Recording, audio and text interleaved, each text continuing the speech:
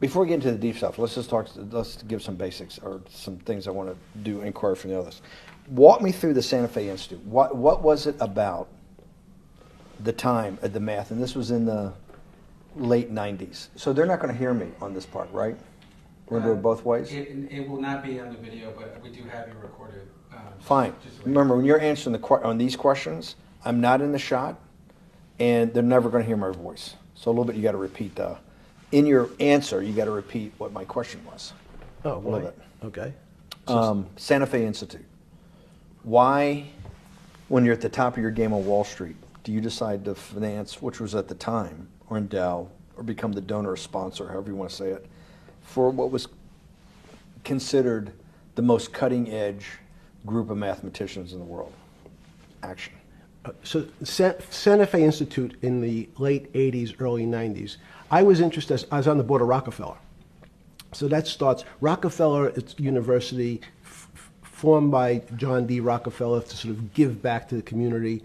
It's east side of Manhattan, except it was old. It was sort of old-fashioned. They were talking about medicine, and medicine by itself was, again, subject to the ideas of science. They were trying to use science to find cures for disease. And I said, no, we need to do something different. We need to start interdisciplinary work. How did a schmuck like you get on the board of Rockefeller? What year was that? I don't remember. I think 89 and 91. So that's one of the most prestigious research places in the world, correct? Yes. Okay, how did a guy like you get on the board of a blue blood, internationally known, hard research, Nobel Prize winners all over the place? How do they pick a guy like you, a trader from, or basically some guy from Bear Stearns?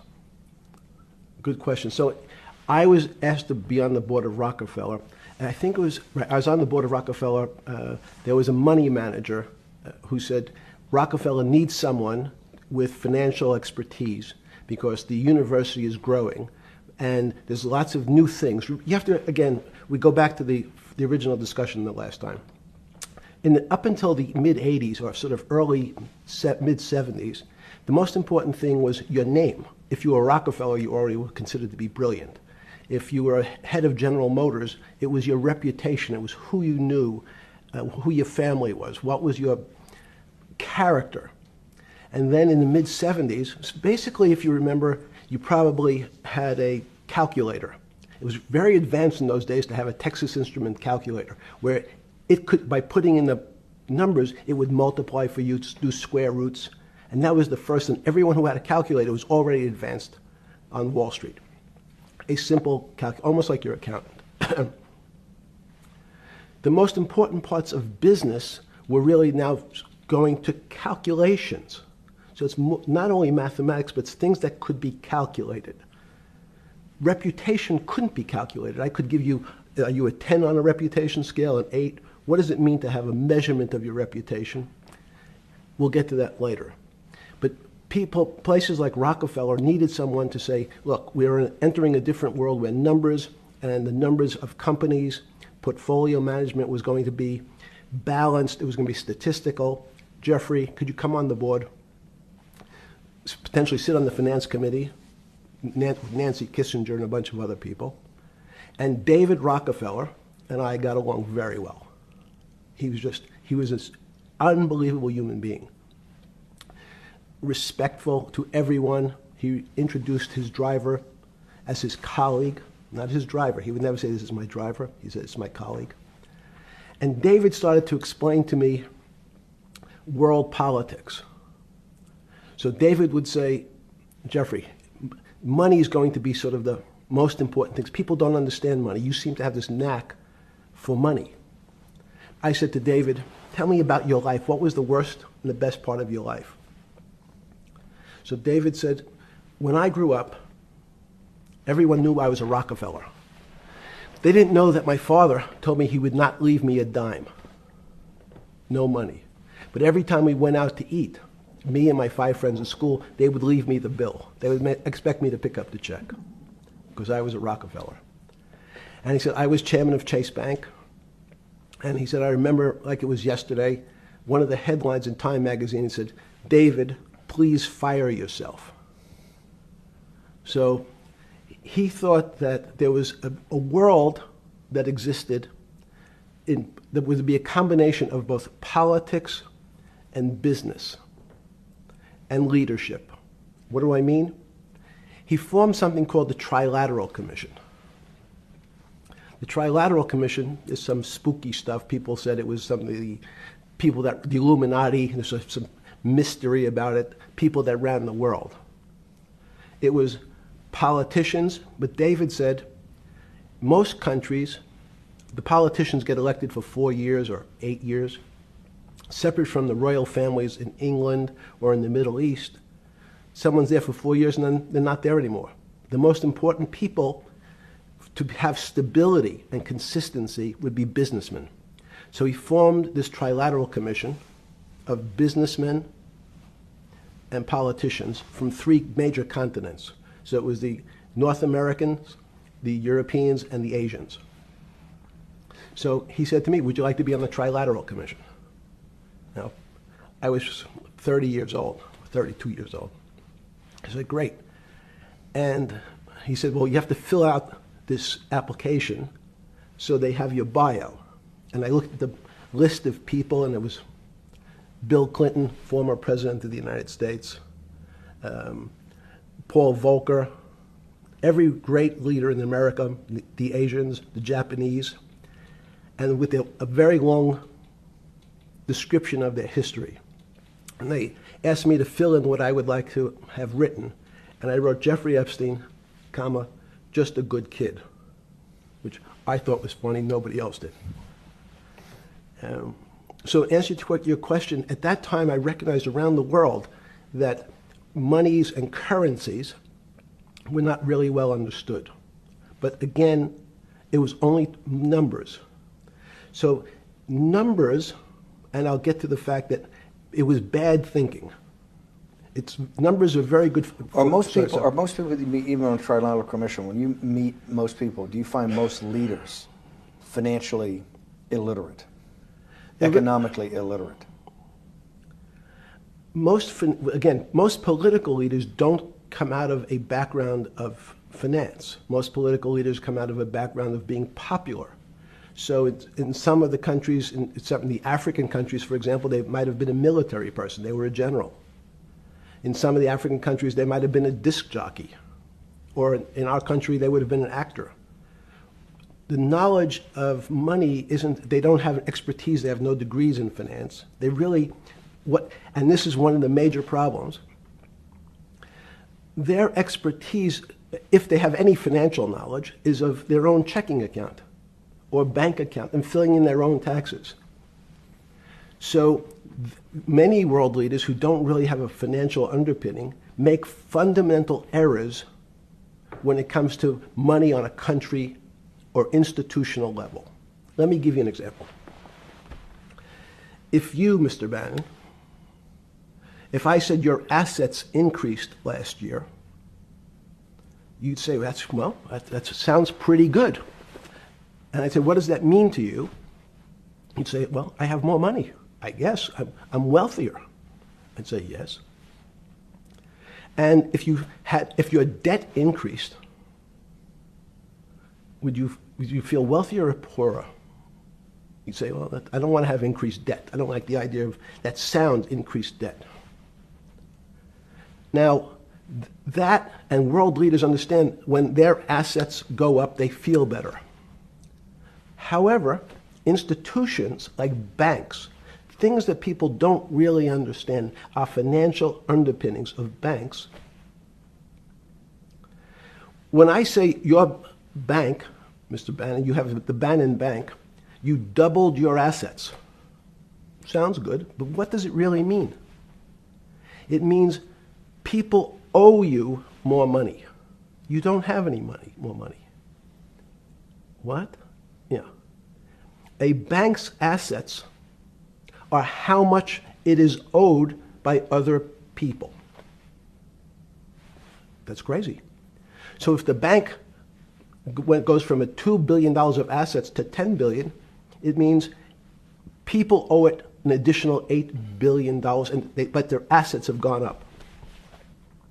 So the terminology of assets and liabilities is different for banks. It's not natural. And what most people, and you ask questions about world leaders, there's many people, I think your old boss Mercer understood, there's a fundamental part of money which is called fractionalized banking. And fractionalized banking is something that finance people understand, and the people on the street, and when I say people on the street, that's where I was when I started on Wall Street, would find it impossible to believe. Impossible. Why? Bannon Bank, I give you $1, just one single dollar. In our system of banking, I would say, okay, Steve, I gave you $1. How much could you lend out to your friends? And your natural reaction would be probably something less than $1 because I want to keep something in my pocket. The way our system works is if you as a bank are holding my dollar, you can lend out an additional $8 or $9. No, it's impossible. I only have $1, Jeffrey. We have something called fractionalized reserves, which is if you have 1, you can lend out 9. That's the way our system works. And so not only do world leaders not understand banking, but the man on the street, my father who worked in the park department, it would be beyond his imagination that people could lend out more money than they actually had in their pocket. Next question. But how did this, in understanding that, when you get on something like the Trilateral Commission, you're on the board at Rockefeller, which is the most advanced research. You get brought into the Trilateral, which is the elite of the elite. How, since you're only at that time 30-something years old. 8 years from teaching at Dalton, right? You're Dalton. No, 10 years. 10 years teaching at Dalton. Yes. Walk us through. I mean, put us in the room. Walk me through exactly what it felt like. What it felt like being on the board at Rockefeller. You got these Nobel laureates, and you're sitting there making decisions, and you start to meet these people at Rockefeller. Now you start to meet these people at the Trilateral Commission. What did it feel like? It's a great question. So what does it feel That's like? what I'm in the business of asking. Yeah. What does it feel like meeting some of these people like Kissinger or Rockefeller? And those are two extraordinary people. But in general, I think the question, the people on Wall Street, I tell the story, the first day, one of the first days when I was in Wall Street, someone said to me, would you like to buy ATV? And I was looking in the brochure, and I couldn't figure out what stock had a symbol of ATV. And when I finally said, well, I can't find it, and they said, what's the matter with you? Do you want to buy ATV? Which is, he was selling hot televisions, stolen televisions from the floor of the American Stock Exchange, referred to in common parlance as the televisions fell off the truck. So I knew what that phrase meant from Coney Island. But what I found was most people, be it in business, in normal life, or in the world leaders, don't really understand money. It is something they think about. They have a sense of what it is. They certainly want more of it. But they also make statements like, we want more money, but we don't want more debt, which just shows a misunderstanding of what money at its core really is. So most people don't, they want to make it, they want to save it, but to understand it intimately is not a normal characteristic. At the first Trilateral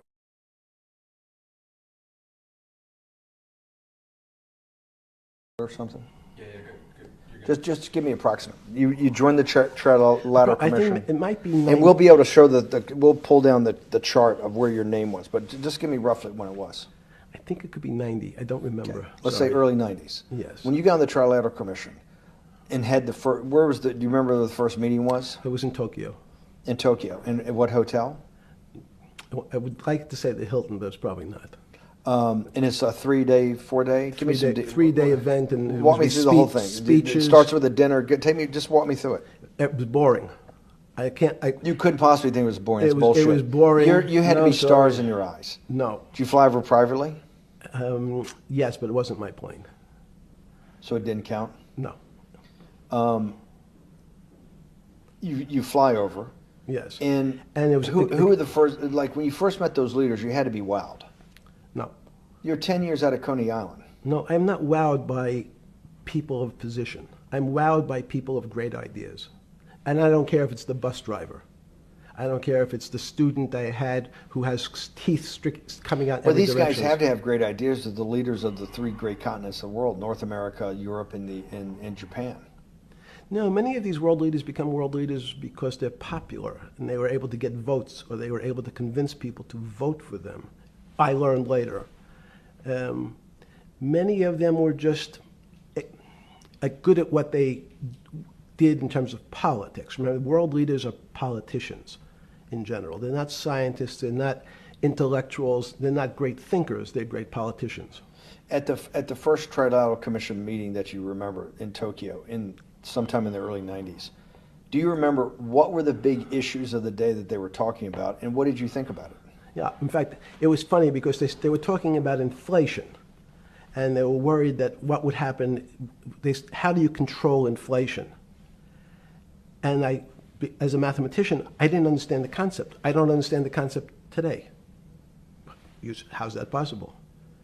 Well, when you talk about most things to do with money, money is meant to be local. It's US dollars, then I understand what it means. If inflation, it means my dollar today inflates, and it doesn't buy as much as it did a couple of years ago.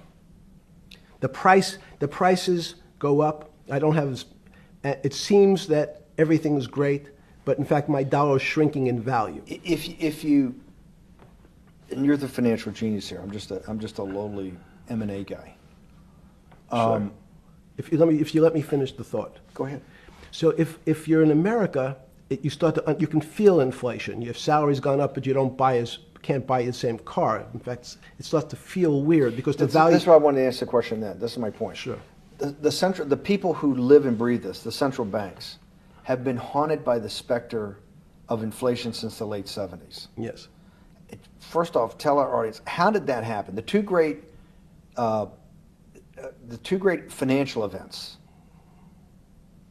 in the 20th century, I'm not going to get to the 21st, were the great inflation in Europe after World War I, the Great Depression, the hyperinflation in Germany that led to the rise of Hitler, and then this inflation in the mid-70s.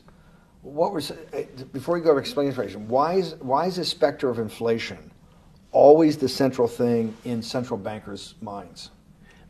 Because it goes back to the first concept I said, the weird concept of fractionalized reserves. The system is not well understood.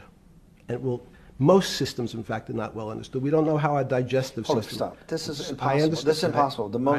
The world banking system, the world currency system, the world monetary system Yes. has to be so well understood by the Greenspans of the world and the Bernankes of the world and you, right? The currency traders, the guys making billion-dollar bets every day. The legendary guy on Wall Street in the late 90s, Salomon Brothers.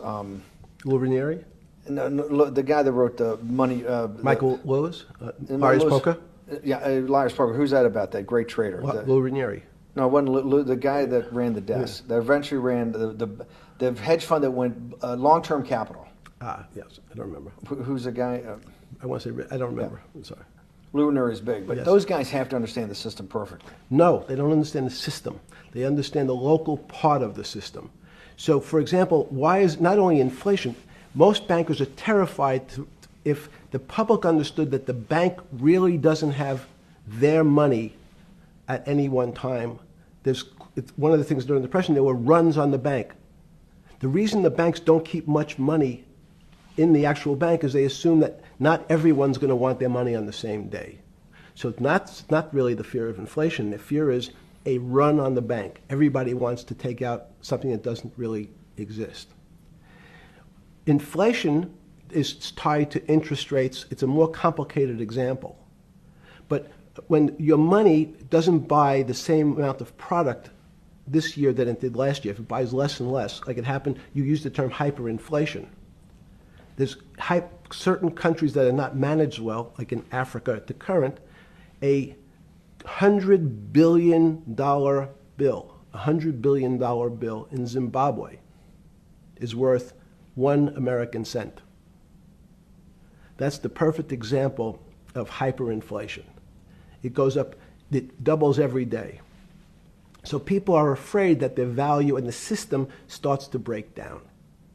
But so if I said to you, does your doctor understand your body system? You'd say, well, I hope so, because I want him to keep me healthy. But you could have a kidney infection, you could have a heart attack, you could have a broken knee. There's lots of pieces of this system. And in fact, when you ask the question, very few doctors understand your entire body. There's a specialist for your knee, there's a specialist for your polynoidal cyst, there's a specialist for your head, and now we have specialists in different areas. So and I'm going to get to your first question about Santa Fe Institute. The world economy and your body are both comprised of little systems interacting with each other and making one big system. This is what's stunning for all the little guys out there, the populist movement, the little guys that haven't had a pay raise in 30 years. They think that these elites, have everything. The guys in the room making the decisions, the party at Davos guys. You're sitting there, you don't think many people today really understand the complexity and really all the moving pieces and how they interconnect to the world's financial system. No, not only don't they understand the complexity, and that goes back to Santa Fe Institute was an attempt of trying to see if there was a way to mathematize, formularize, or algorithmically understand what the term complexity means. That goes back to the original question.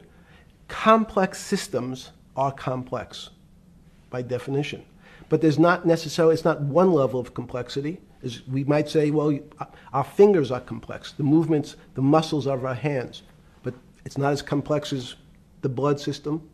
Now I have a circulatory system. I have systems on top of systems, so that there's no one group or person that really understands the way the body works. There's no one group that understands the way the financial systems work. You might understand U.S. bond market. Now, you've asked about the trade of long-term capital. That was a bond fund, very small part of this very complex system. So the goal of the Santa Fe Institute was to see, is there a way to get in, somehow understand how complex systems interact?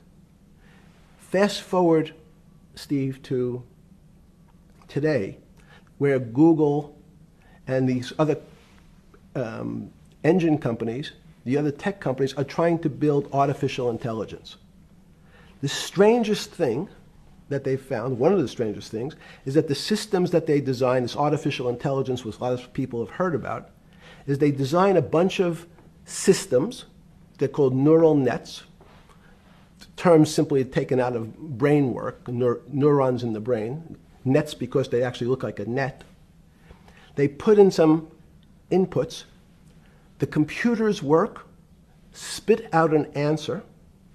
Sounds normal to you. It's because you're thinking about that calculator you had in 1976 on your desk. When you ask the person who designed the system, how did it come to that answer? How did your neural net, can you show me the calculations? They say, no, we don't know. We don't know how the thing we designed actually came up with that answer. That's pretty strange. They take the same neural net now and they put it in front of a video game. No learning, nothing. They said to the computer, they say, sit in front of your video game and learn how to play. It seems the computer learns better than any human in history, faster than any human in history, beats any human in history, but when you ask the designer how did it do it, no one knows. It just did it. So that's the first little touch of things that we already have gotten to a place where we don't understand it, and we built it. On Sunday afternoon, September 14th, 2008, where were you? Sorry? It was the night they put Lehman Brothers in bankruptcy in London. I was in jail. Seriously. Yes. So the financial crisis of 2008 happened when you were in jail? Yes. Oh, this is going to be so amazing. This is going to be so amazing. I take it you didn't have your Wall Street Journal dropped off to you in the morning, your Financial Times. No. How did you hear about because I want I forgot about this, but yes. I'm trying to get, this is going to be amazing. This is, let's go back and do that again. Sunday afternoon, because I want to find out about people, the geniuses understanding the complexity of the financial system. Because I think the best example we have is the financial crisis, the crash of 2008. Sunday afternoon, September 14th, I think it was, 2008, is when they were working feverishly in Midtown Manhattan at the Lehman Brothers offices and at various law firms around town, and with the Secretary of Treasury and the Federal Reserve, what they're going to do with Lehman. They decided they weren't going to save it. And so they prepared to put it into bankruptcy at the open of the market in London the next day. How did you hear about what was going to happen to Lehman Brothers, and what did you immediately think when you heard that it was going to be put into bankruptcy? I'm glad you asked that question. I was in solitary confinement September 14th. And again, some of the public stories about the wonderful time I had in jail and my work release, which didn't come till months after. I'd been there since June in an 8x10 cell with a bed in the back, a 6-foot bed in the back, a chrome sink with a toilet attached to it, and a little piece of metal sticking out that was supposed to act as a table. Now, since I was in jail, there were no books. Why? There's no library. No library, but you're in jail. No, I was in jail, not prison. So in jail, I was in a place what's called the Special Housing Unit, which is for the roughest, toughest, meanest people. They had put me there, they said, for my own protection. So I was in a 8x10 cell with a little slit in the door where they would serve my food on a tray about 9 inches by 4 inches. And then as soon as I finished eating, they would take the tray and close it down. And one of the guards said, do you understand there's Wall Street's crashing. I'm worried about my pension fund. What should I do? And I said, sorry, Wall Street's crashing? What's happened? And he said, there's some crisis and some companies are going bankrupt. I said, are you sure?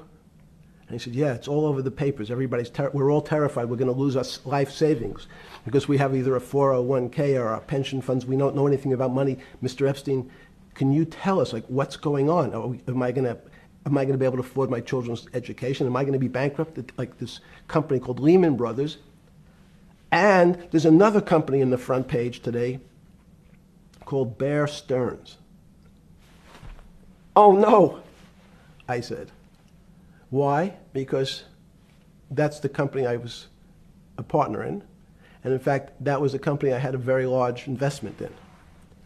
So, as a great story, I didn't have my Wall Street Journal, but in the early mornings, you're allowed to make 2 phone calls, collect.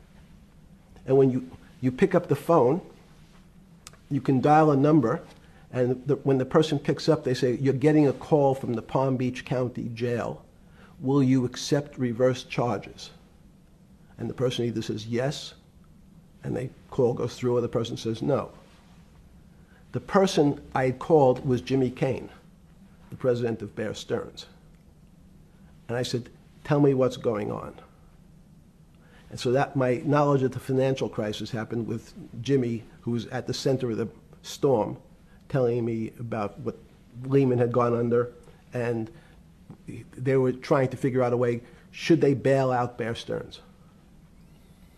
Did it strike you at the time of the mess you had made of your life to be in a situation that you're one of the greatest financial minds in the world, looked at by world leaders and asked your thinking by the most prominent and important people in the world, and here you are in solitary confinement. You got to make a collect call to somebody. Did it strike you at the time how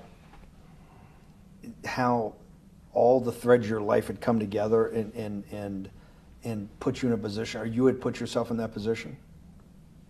No. So it never struck you when you had to make one of your 50% of your collect calls that day, you call the president or the head of the CEO of Bear Stearns. The biggest financial event in your life is taking place, of which one, every important person in the world would be seeking your opinion. Number two would be a once-in-a-lifetime opportunity to apply your craft. Number three, it would be a once-in-a-lifetime opportunity to make money if you were smart, and obviously you're smart.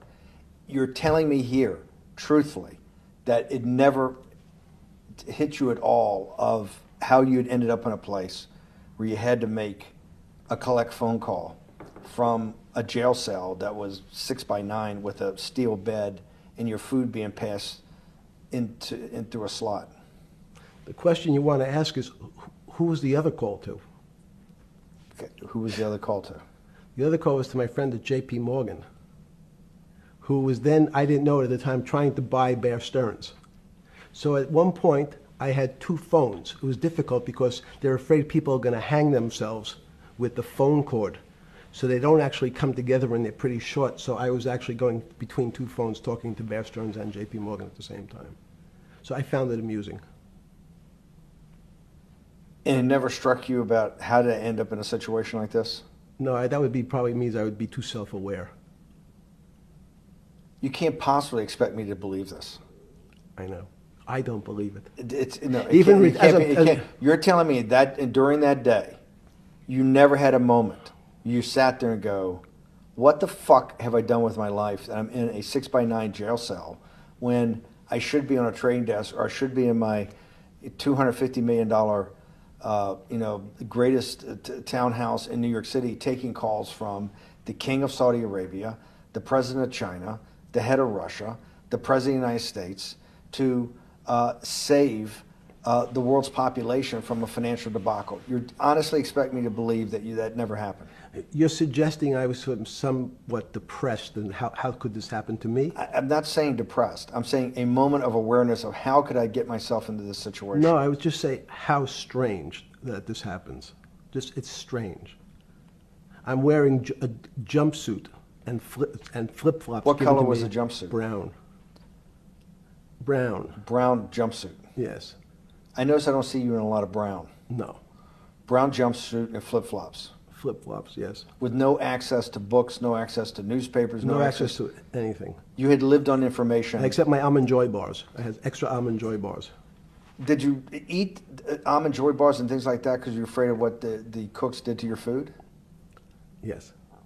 Is that because of that you were in for the crimes that you were in for? No, it was just in fact, I was. Is it because you're wealthy? Yes. How did you know that? Well, people would constantly come if I was passing by or have to go for my medical. People would either ask to borrow money or make some other types of comments about. In the beginning, what were the comments? At the beginning, what were the comments? It serves you fucking rich guys right that you're here next to me. There was nothing about your crimes. No. So all this rumor you hear all the time about people in prison that commit the type of crimes you commit, you're saying in your personal thing is not true. No. It was all because you were rich. Yes. And it was all because they wanted to borrow money. Or get advice. Yes. Wait, they get advice to go long. Yes. You're telling me is this time to buy? You're telling me in solitary confinement they're interested in going long. Yeah. They want to know what does that say stocks. about human nature? Well, what I think the people find, one of the reasons they wanted to keep me in solitary confinement was they're afraid that everybody would want to know which stocks to buy. But what happened was, after this crisis, now it's on the front page of every newspaper. I don't want to lose this day. Sorry. When you first heard that,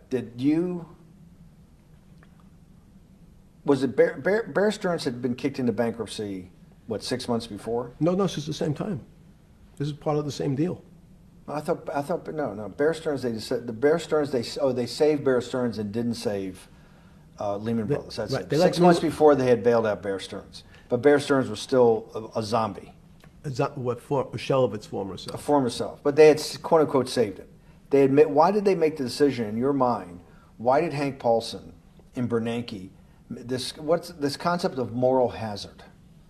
Explain to the audience what moral hazard is, and why did they save Bear Stearns 6 months before, and why did the smartest guys in the room decide not to save Lehman Brothers?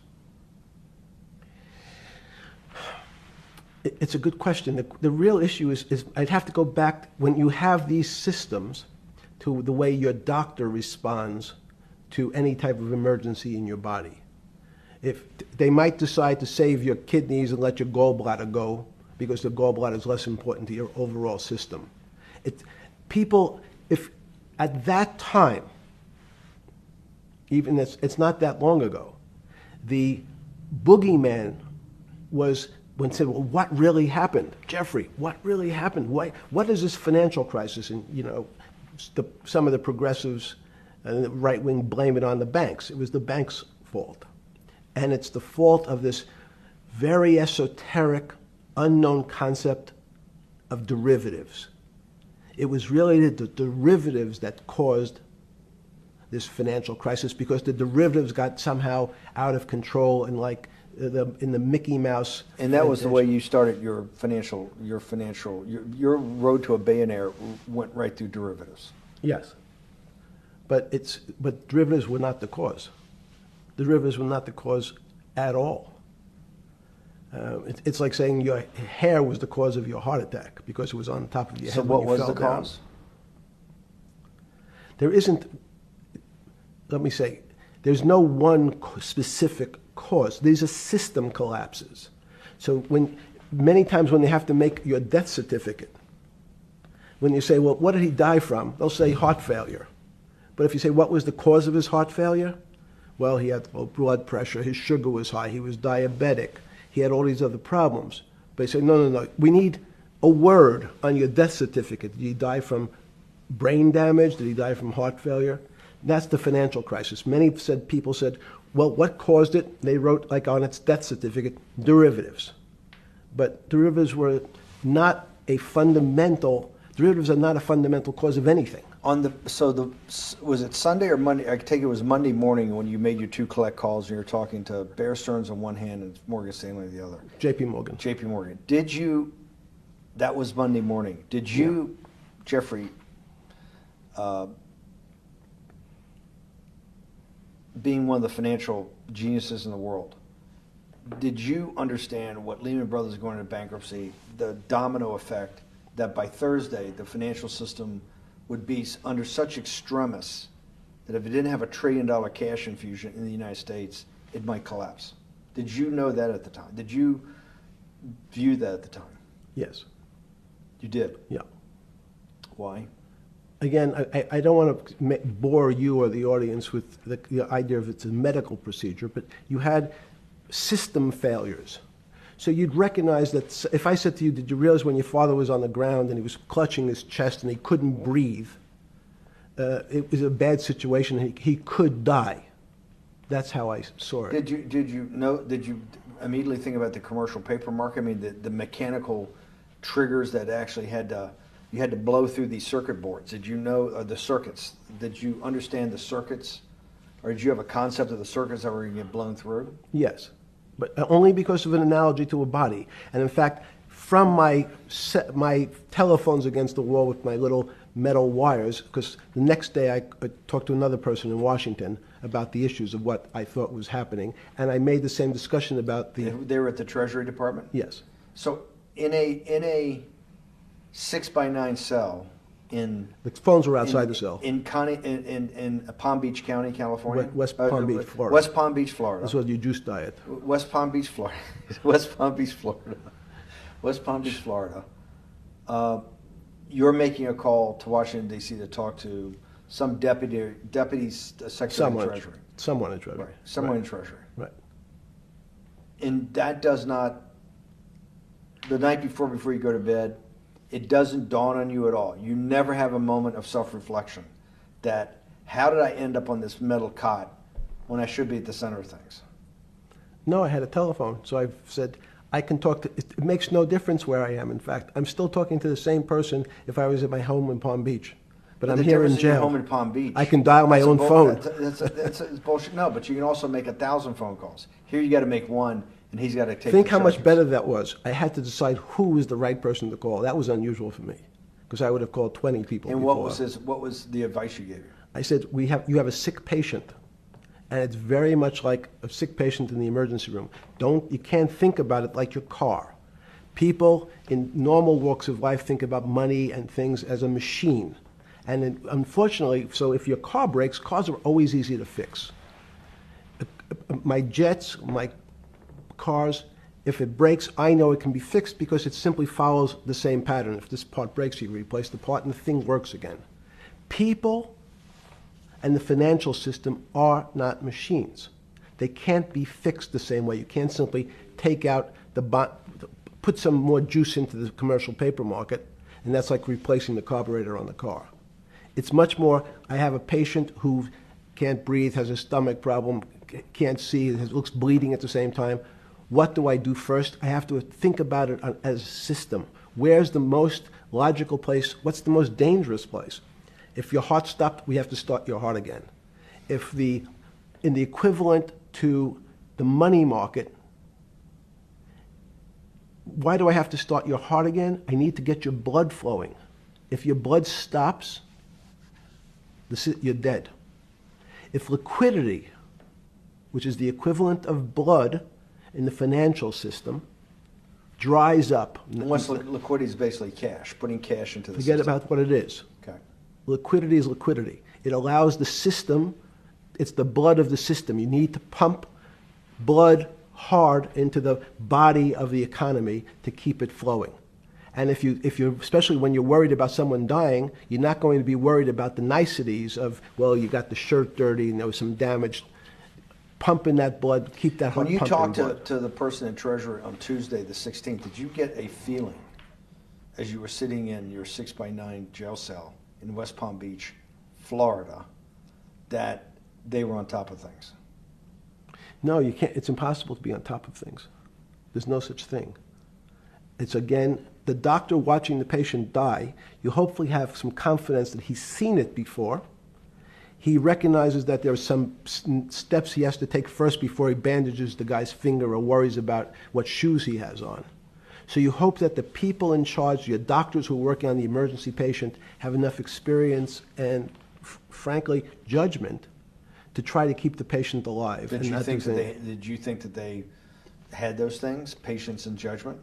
They had pretty good judgment, and you needed a lot of luck, just like in the dead patient. You need to, hopefully you put that blood in and it's not too late.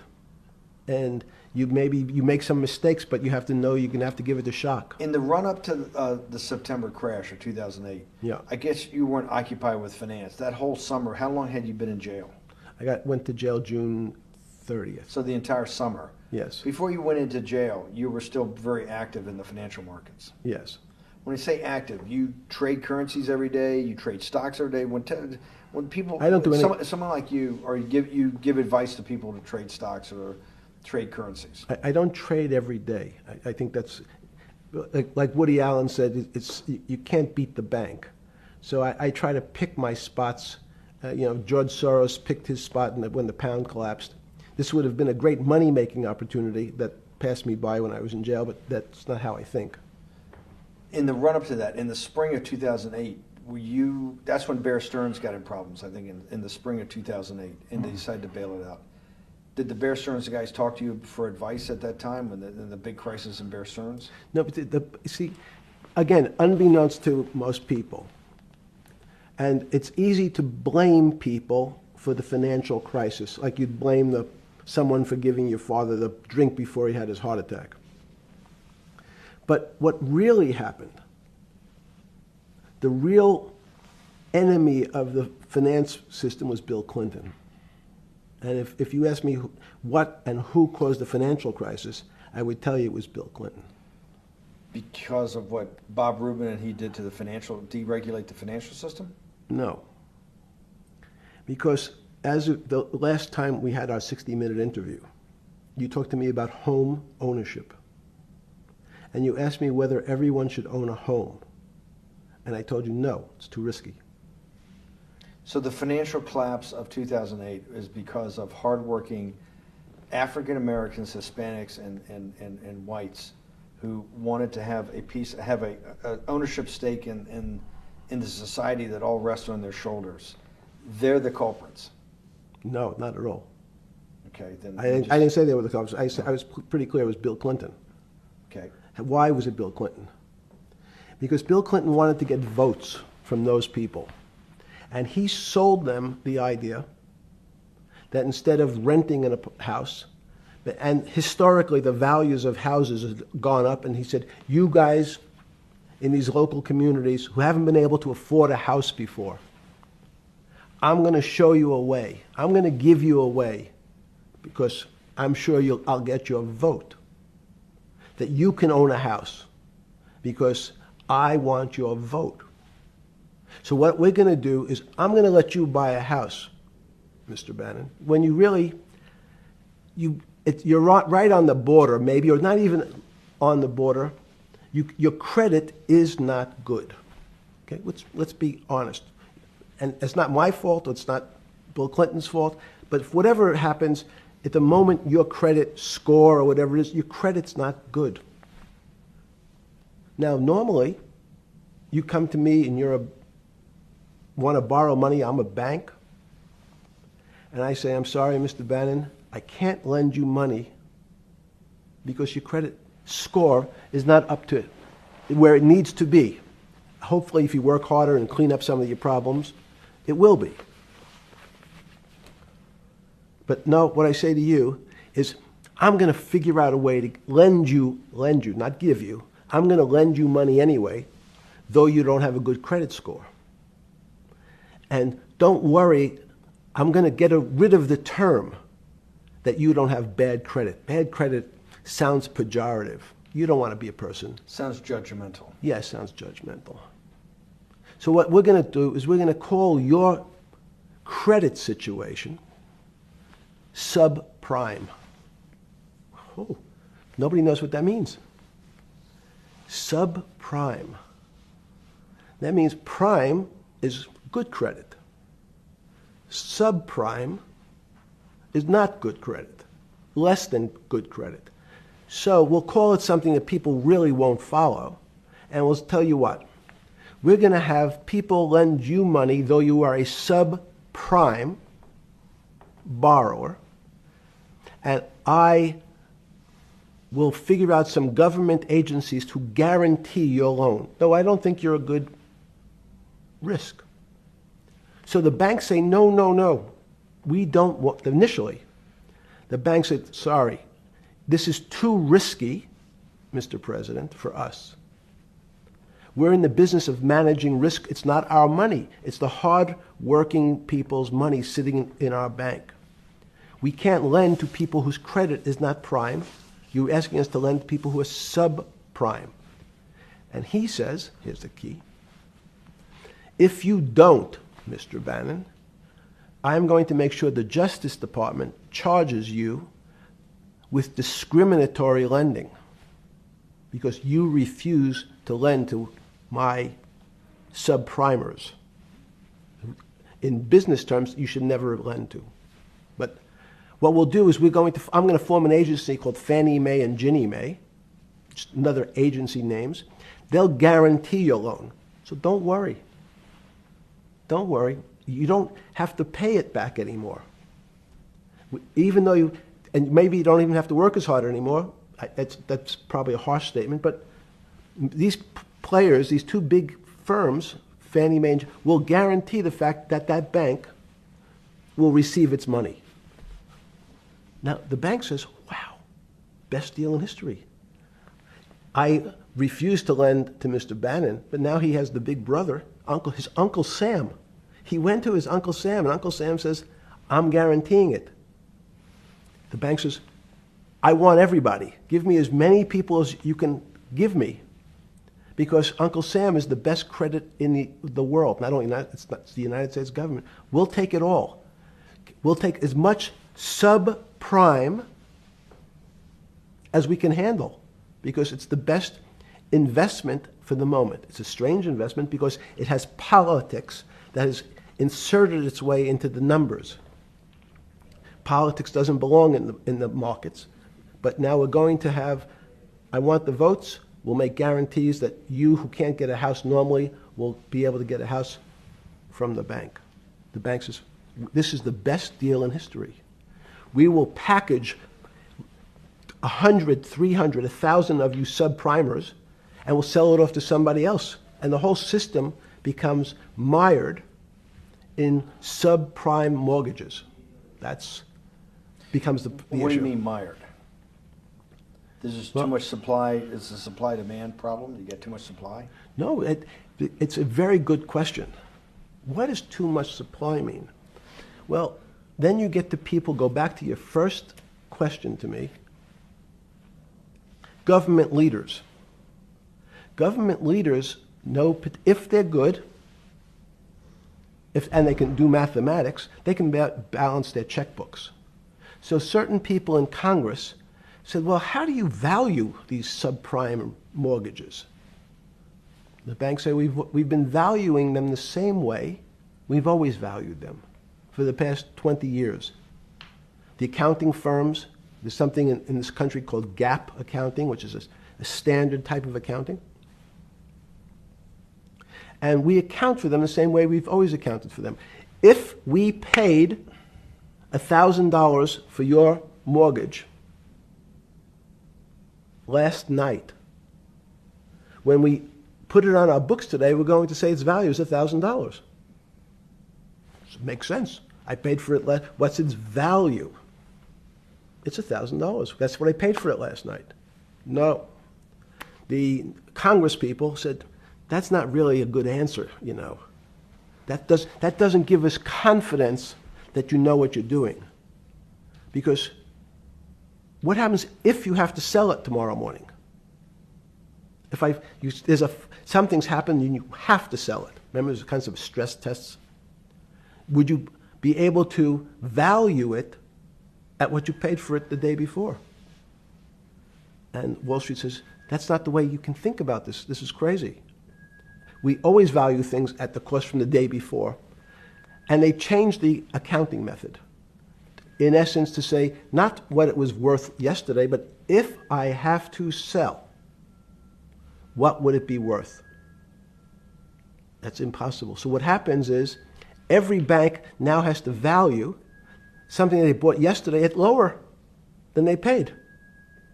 Never before in 20 years did they have to do this. So something they bought at 1,000, on their books was 1,000, is now 990. That starts to, you asked the question about what did I start to think about.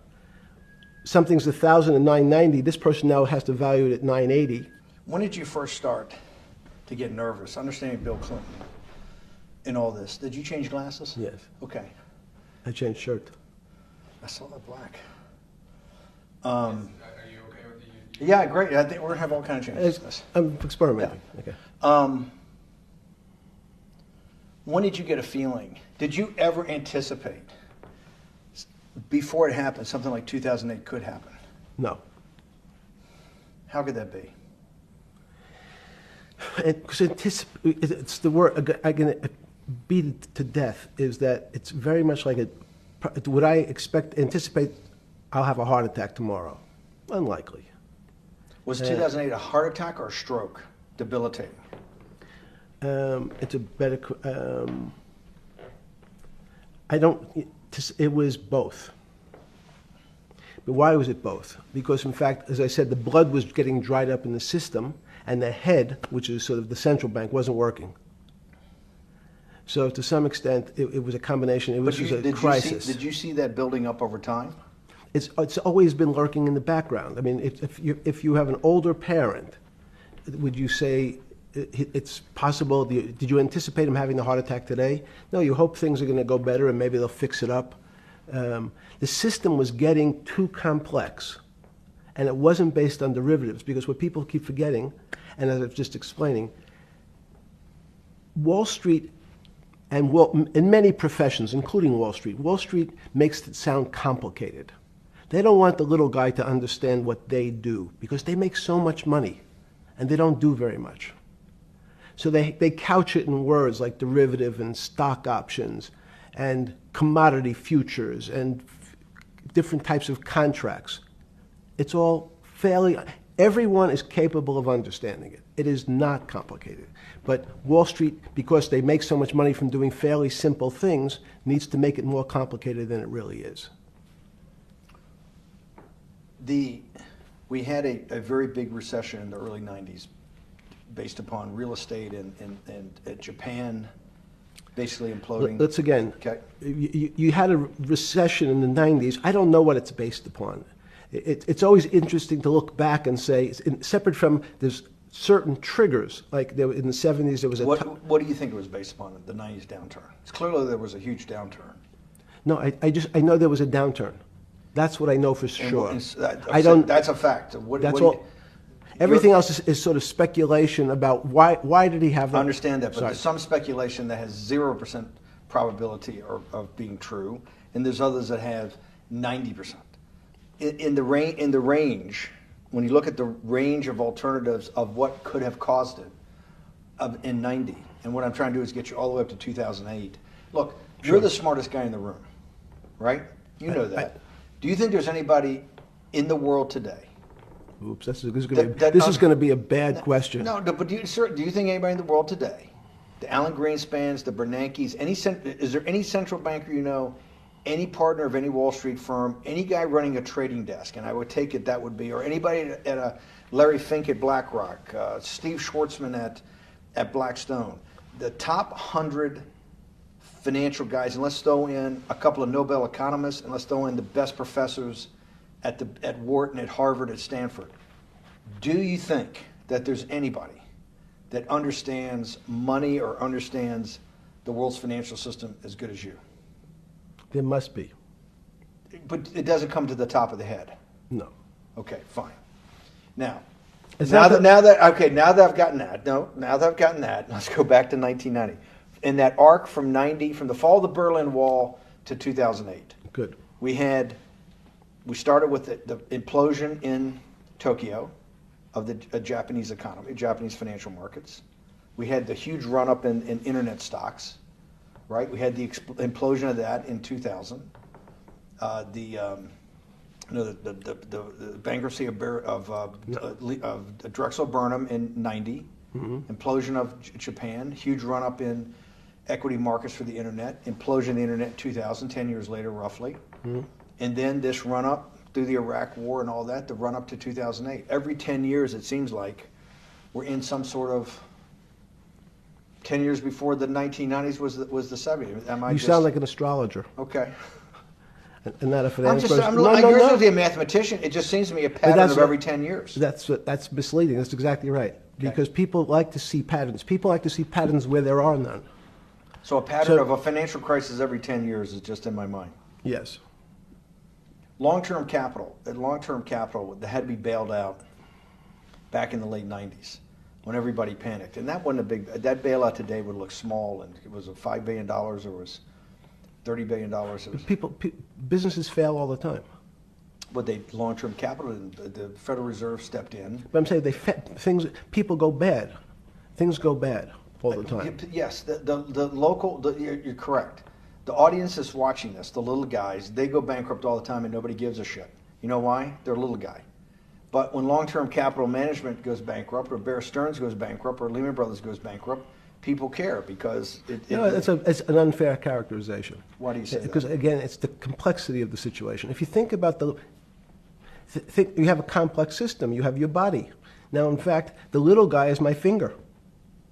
This is. And Bear Stearns is your heart. That's correct. The banking system is my heart. The system, I can't risk my because remember, it's not only my. You haven't been able to name. Hang on. You haven't. Hang on. No, hang. I was trying to hang. I wanted to see if the hang on worked. No. You haven't been able. You're not good enough yet.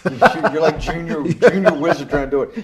You haven't. Yes. I'll say, since we can't name another guy that's as good as you. Now, there may be a couple out there. You're not bragging. You're humble. It had to be sometime. Please tell me there was some time before you went to jail and basically got cut off from daily information in the summer of 2008, that you started to get very nervous that this complex system, that something was deeply wrong? Okay, first, let's go back. When I say no one understands the system better than I do, it doesn't mean I You always understand. sound like a doctor. You're afraid he's going to get sued for giving a thing. Yes, you're not, no. you're No, not no, taking no. on any liability. There's no contingent Yes. liability here for Yeah, your no, answers. no. But the word understand is the problem. Okay. I don't understand the system. So I don't understand the financial Will you system. please stop? You cannot sit here and Yeah, tell no, me no. what we just went through. I'll go through again. The hedge fund managers, the money managers, the central bankers, the commercial bankers, the heads of the investment banks, the heads of all the trading desks, the top economists, and I'll throw in the business school lecturers at Stanford. Of all the top 200, 250, you can't name at the top of your head the guys are at least at your level. You have to understand it somewhat. No. Sorry. We all don't understand it. No one understands it. It's a miracle. It's that's part of the problem. It's impossible to understand. That word understand simply means if this happens here, that will happen there. It's predictable. Understanding means it's predictable. It's not predictable. That's the problem. In complex systems, that was the fascination. Is there a way to tease out some level of predictability? So even No, in in the fact, spring- you would ask the question, it's a great question, which was it a stroke or a heart attack? Now, most people don't know that before they were going to have a stroke, they had a stroke. They just have a stroke. Do they understand why? In hindsight, you go back and you can make lots of explanations. It might sound good, and if you're talking to the working man, you're using language that he'll never understand. It's complex. So he, just like going to his doctor, he says he has a gastrointestinal problem, he has diverticulitis, as opposed to saying, you had a stomach ache, you ate bad food. People don't like to say it in normal, everyman terms. The system had a stroke, and we don't know why. But you just, okay. Okay. Hardworking people, and there's a great social benefit, would you not agree, with having people having ownership in the system? When you say ownership in the system, it doesn't mean. Let's start over. 'Cause Okay. So flip Sorry. over your phone too, because Yes. I don't want anyone to see Yeah. what's on your phone. So maybe flip it down or something. Yeah. Yeah, who knows what the fuck comes up with that phone? That's correct. We don't want to send you. KSA. I can't not believe I've got the magic moment when you're in fucking prison or jail, wherever the fuck it is, It's in crazy. solitary. Now, there's a funny part to that we missed, which is So said. go ahead, tell it. The What's funny that? part is Yeah. what you asked me. Is there anything funnier than that? No, For black humor, I don't make any black comments. Sorry. You asked me what I was wearing. That's right. You're too wrapped up in the Me Too movement. Yes. So I was wearing a brown jumper and a brown pair of pants given to me by the jail with the word trustee on the back. Because you had qualified to be a trustee? Well, the funny part was it was spelled Trusty. So I wasn't really sure. I'd been a trustee in many different operations, but it was the first time it was actually printed on my back and spelled incorrectly. Probably had a higher level of being a trustee at that than you had at all the boards that you were trustees, right? Yes, because as the trustee meant you get two devices to clean your toilet as opposed to one. Yeah, but it also meant that you had some sort of personal fiduciary own responsibility for oneself, right? In the jail? You mean? Well, that's what being a trustee is. That's where they give you two. Yes, you get two cleaners. I was a trustee in the jail because I was able to teach some of the kids to help them get their GED. So that's how they gave me a trustee job. There's no time. I got to go back to this because I'm like a dog with a bone in this thing. Yes. You can't. There's something deeply fucked up with you. At least something. Well, we know there are things deeply fucked up with this. You will get through in this film, Right. but you cannot possibly sit there, knowing that you came from nowhere, knowing that you went to the very top of what is considered outside of science and maybe physics, the thing people most admire because it's like alchemy, understanding high finance. To sit there in what will be the defining financial crisis of our time, like Black Friday and or Black Yes. Monday, whatever it was, in the Great Depression, and be there at that exact moment, triggered in part by a firm that you used to be a partner in and knew intimately well, and it created much of your initial net worth because of, and know that you couldn't, someone who lives on a phone, right? Yes. Because you do live on a phone, right? Correct. You had to make just 2 collect calls. You cannot tell me sometime during that day you did not have that conversation with yourself of how the fuck did I do this to myself to put myself in West Palm Beach in a 6x9 cell with a metal fucking bed with a brown shirt that said trustee spelled wrong. So did I find it amazing that I was there? That's a Not better- amazing, and I don't want to say it's not Nope. funny. Oh, I thought It was- I wasn't funny. Right. But Not I- amazing. no, it was incredible. Incredible in what way? This- Incredible like, how do I do this to myself? No. It's as incredible as me sitting here in this house. They are both just 2 sides of the coin. That's how I think about it. That my life today is incredible. Do you consider yourself a stoic? No. I consider myself a hermit. Stoics are not very happy.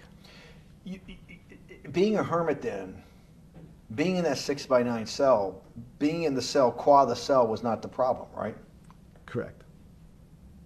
What was the problem? Eating the almond joy bars. Because you couldn't eat the food. No, right. And but remember, my life is. Did that ever strike you that I can't eat the food because somebody might have done something to it? I gotta live off an almond joy bar, 1 a day or 2 a day or whatever. How many ever sneak in a day? No sneaking in. Your 1 almond joy bar, it did not hit you at some time? How the fuck did I do this? No. Let's go back to the spring of 2008. Were you so wrapped up in your personal issues at the time you were not spending enough time on the financial markets, or were you deeply involved in the financial markets like you normally were? In No, the spring of 08? I was involved. So we're saying that the smartest guy in the room didn't see it coming. No, of course The not. bankruptcy of Bear Stearns, you just thought was a Bear Stearns problem. You didn't see it as systemic. I know you keep harping on it, but it's not. Because you're a mathematician and understands systems. I- It seems that anybody that understands that they had a systemic problem, you would at least be the first on the early search radar. If you're not going to see it, then I'm really afraid, because that means that I always assume there's at least a set of guys out there that have some sort of sense that something's not right. Imagine the guy who has a stroke or had the heart attack. When you ask him, did you feel funny the day before? He's going to tell you, yeah, I didn't feel right. Something was off. I didn't feel right. I had my stomach was right. I felt a little dizzy. I felt a little weak. But if you asked him that day before, do you think you're going to have a heart attack tomorrow? He'd say, no, I just feel a little weak. I'm a little dizzy. My stomach hurts. So these systems, and that's the issue of complexity. What complexity says is that, in fact, everything seems to go along, and people have seen it. One of the great examples of complex systems is sand dunes. In fact, the sand keeps building up. People have seen some, and all of a sudden, one more sand drop, and all the sand starts running down the hills. That's the way I see the financial markets. When you funded Santa Fe in the early 90s or late 80s? I believe it was early 90s. I can get back to you. But early 90s, Santa Fe was funded for the study of complexity theory. It was math. So let's back up. So why did I buy a ranch in New Mexico in 1993? So that gives you some sense. So I would have funded it in 1990. Los Alamos, which was the high energy lab up in New Mexico, was losing all its scientists. In They were Los closing- Alamos, it was where Oppenheimer and where a lot of the nuclear weapons program, the bomb. That's when the original bomb. Manhattan Project. Manhattan Project Yes. was Yes, sir. as Los Alamos, and you bought your property out in New Mexico to be near that? Yes, because the scientists were going to they cut the funding for high energy physics. But the people who worked in Los Alamos would still be in the Santa Fe area. They cut that because this was the Cold War dividend, right? I don't remember exactly why. It was because, again, people thought that physics and high-energy physics really wasn't that important. Because that was about nuclear weapons. No, it was because they decided, which may be not right. This was the same time that Murray Gell-Mann came up with the term quark, Q-U-A-R-K. He picked it out of an old poem, the word quark. But it was mysterious. So they were starting to understand in the 90s that our world of the physics world, there was things that were just unexplainable. They called it strange things. You gave it a name. You gave it some characteristics. You called it had charm, was one of the terms. It had a charm. It had a flavor. It had a color. But nobody really, no one, Mr. Bannon, understood what it was. Just like the financial system. And you wanted to investigate that. I wanted to see if we could build tools so others smarter than me could help investigate it. And that was the beginning of your concept of the Santa Fe Institute. Yes.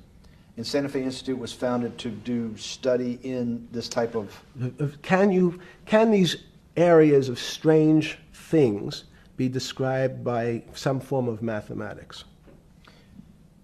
So that's what I'm trying to get at. The foundational thought, the organizing principle of Santa Fe, yes, in the high physics lab at Los Alamos, right, which had been the headquarters of Manhattan, and the Trinity Project, right, the bomb. Yes. So you're talking about the elite, the high priest of physics. Of physics. Yes, sir. Which high priest of physics, some subset of that is also mathematics. Yes, they're both similar.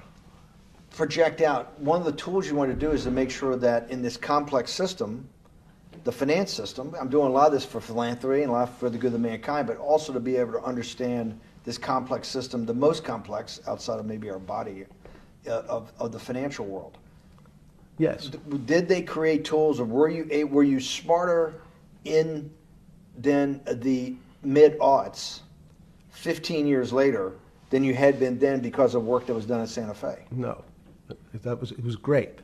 But in fact, most of the money, most of my philanthropy in the area of can you describe things that appear to be unexplainable by mathematics, and can you fund people who have new ideas? And unfortunately, when someone thinks they've been able to, there was a man, Stuart Kaufman, when they think okay, I figured out how to be able to predict the unpredictable, what appears to other people to be unpredictable. But my system, in those days it was called genetic algorithms, can predict what things will happen, and they all want to make money. So they use their systems to try to figure out, they know they have figured out the way to make money because they figured out the unexplainable. They try, they go bankrupt, and we start again. So with a cold view, what I've come to realize is that the attempt to mathematize, formularize, or what in your prior work, to understand what really is, in today's world, still unexplainable, is impossible. They're miracles. Your first head of Santa Fe was Christopher Langdon, I think. Langdon from Australia. But Murray Gell-Mann was Murray Gell-Mann was the funder. He was the rock. Yes, he was the rock. He was a Nobel Prize winner? Yes. Yes, and a wonderful guy. He came out and helped us with the Biosphere 2 project. He came with Chris Langdon. Yeah. Chris Langdon was the operator, the day-to-day guy. Chris was doing artificial life. Right. Murray tried to lead his own artificial life. Yes. When Chris came to Biosphere 2 for the first big conference we had in 1994, he was one of the most impressive guys there among all the world's elite. Kew Gardens, the Lawrence Livermore Lab, the labs at Sandia, all the major universities, Lamont Doherty, all the big Earth observatories, Woods Hole.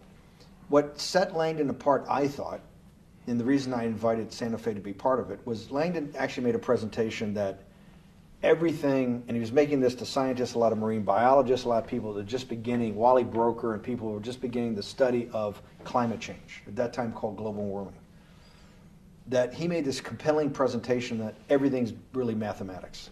Yes. It's all just back to math. And you have to, all these experiments you do, you're not, one of the reasons they're not considered by the high priest in physics as being real experiments is that they don't have a mathematical basis to it, and everything has a mathematical basis to it. Langdon seemed like a radical visionary. What happened to that concept? You go back 350 years. So you have Isaac Newton, you have Leibniz. Move forward, you have people like Heisenberg and Gödel, and what every one of those mathematicians and philosophers came to understand is that there's numbers can describe certain things, approximate certain things.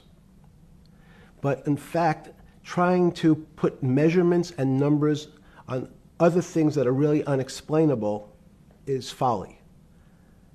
300 years ago, they said that unexplainable realm was God.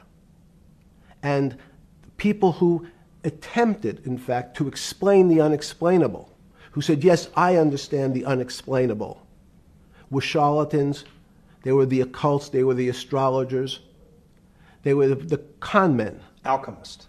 Yes. Well, no, alchemist was, in fact, they believed that there was a way to transmute one metal into another. In fact, they always wanted to see if they can create gold. There's no reason, if you think about it, they recognize that one metal is different than another metal because it has some additional pieces to it. It has additional neutrons or protons or electrons.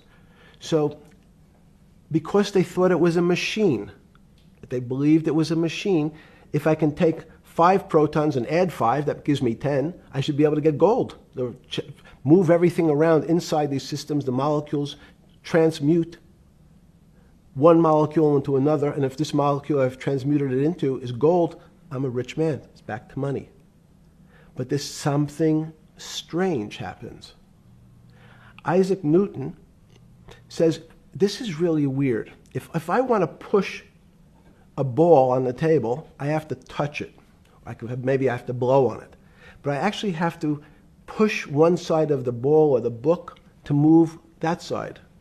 I'm pushing here, and obviously this thing is what appears to us humans to be solid, so it moves as one thing. But the only way to get something to move was to touch it or put a force against it. Okay, seems to make sense. Everybody has that experience. I want to lift a glass, I lift it. If I want to push a ball, I push it. If I want to pull a ball, I pull it. But he recognized when the ball fell off the table, it went in a different direction. How's that possible? Nobody pushed the ball down. And he says, this is crazy. Why did the ball go down? I didn't push it. I just let it go. So someone's pushing the ball, because I know that I am confident that the only thing that gets something to move is with a force that pushes. So there's a force that's pushing the ball down. In fact, he called it gravity. He measured how fast it was pulled, but never was able to explain why it happened. How is it? What is gravity? It's this. Everybody says, well, why did the ball fall to the ground? Because gravity took it. But what's gravity? That's, as Feynman would say, that's the name of the thing. We have no idea what it is. This goes to Santa Fe. They were trying to explain the unexplainable. Can we measure? Can we figure out a way to predict the stock markets using these types of chaos complexity? Before we get there, let's walk back through it. Let's go back to Newton. Sure. Pre-Newton and then Newton. What did Newton solve that for millennia up to Newton had not been solved? And then I want to go forward all the way to Santa Fe, what they were trying to solve. Let's start with just 2 or 3 of the basic guys, but let's go with Newton. What pre-Newton, it was what? And then why is Newton such a genius? In such a in the, I think mathematically they told me one time, I've seen there's been 115 billion people roughly that have lived on the earth. And of that 115 billion, Newton. Are you sure that's a number? That sounds a lot very high. We only have 7 now. I think in the history of the earth, I think I'll pull up the stat for you, but I think it's 115 billion people. They figure that probably is inflation. That's why you have lived on Earth. But he's one of the handful of the most important. What did he solve for? Why is he so important for how we live today? And then we want to go through Leibniz and the other 2 or 3 other major ones to get us to Santa Fe? Well, it's a long journey.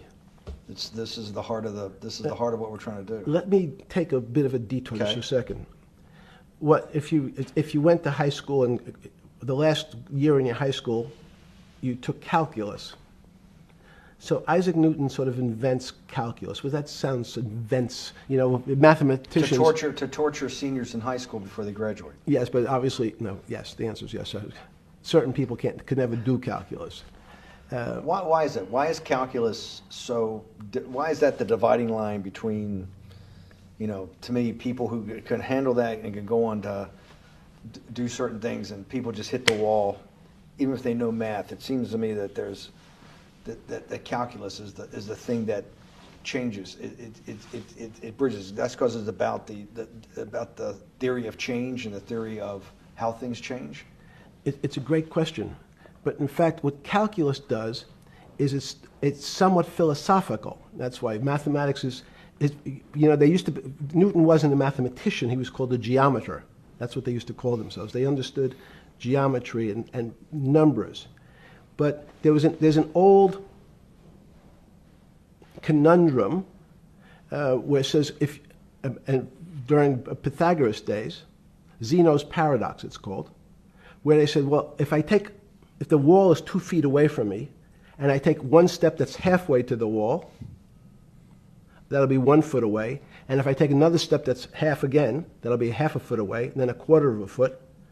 I could walk forever but never touch the wall. Doesn't sound realistic, doesn't make any sense in our real lives of the physical.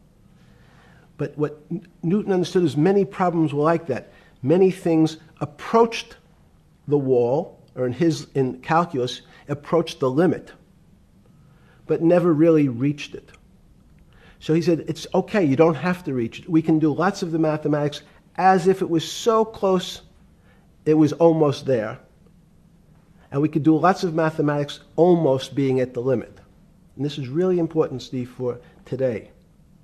Because most of the science up until today was things that are starting to approach the limit.